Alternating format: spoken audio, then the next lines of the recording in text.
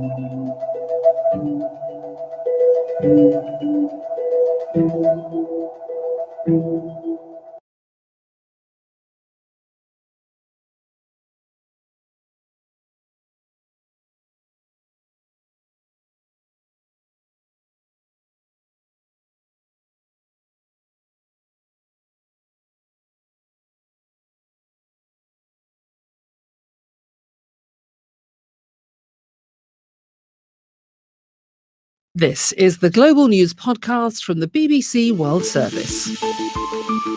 I'm Claire McDonnell, and at 13 hours GMT on Wednesday, the 3rd of April, these are our main stories. Malaysia's former Prime Minister Najib Razak goes on trial. His case is connected to the theft of billions of dollars from the country's sovereign wealth fund. Brunei faces a backlash for introducing Sharia law, including the death penalty for adulterers and homosexuals. And condemnation of British soldiers filmed using a picture of the British opposition leader Jeremy Corbyn for target practice. Also in this podcast, why young Pakistanis want the British to teach them etiquette. When someone's been a leader for a very long time, we've lived under the British for a very long time, and the fact that they were leaders shows that they have a lot to teach us. And how a woman in Nebraska gave birth to her own granddaughter. The former Malaysian Prime Minister Najib Razak has been accused of taking money from a government investment fund and spending it on luxury goods and renovating his home. The allegation came on the first day of Mr. Najib's trial for corruption in Kuala Lumpur. The prosecutor said whilst in office, Mr. Najib wielded near absolute power, which gave him control of the fund known as 1MDB. Mr. Najib has pleaded not guilty to all of the charges. Jonathan Head was in court in the Malaysian capital. He told me about 1MDB. It was an investment fund set up when Mr. Najib, just shortly after he became Prime Minister in 2009.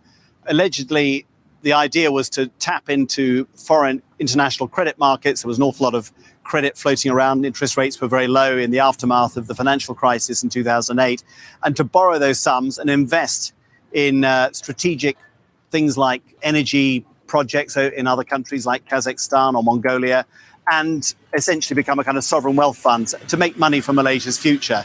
In practice, what happened, according to, well, certainly the US Department of Justice and many other investigators, and of course the prosecutors here, is that through very complicated transactions going through a lot of front companies in places like the Cayman Islands, huge sums were siphoned off and ended up being controlled by a flamboyant young businessman who's a friend of the stepson of former Prime Minister Najib.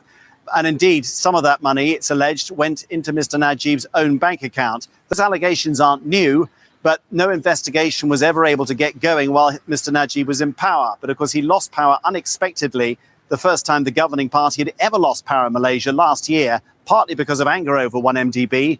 And now this investigation is underway, and today is the first day of what we expect to be a marathon series of trials. And it was when the scale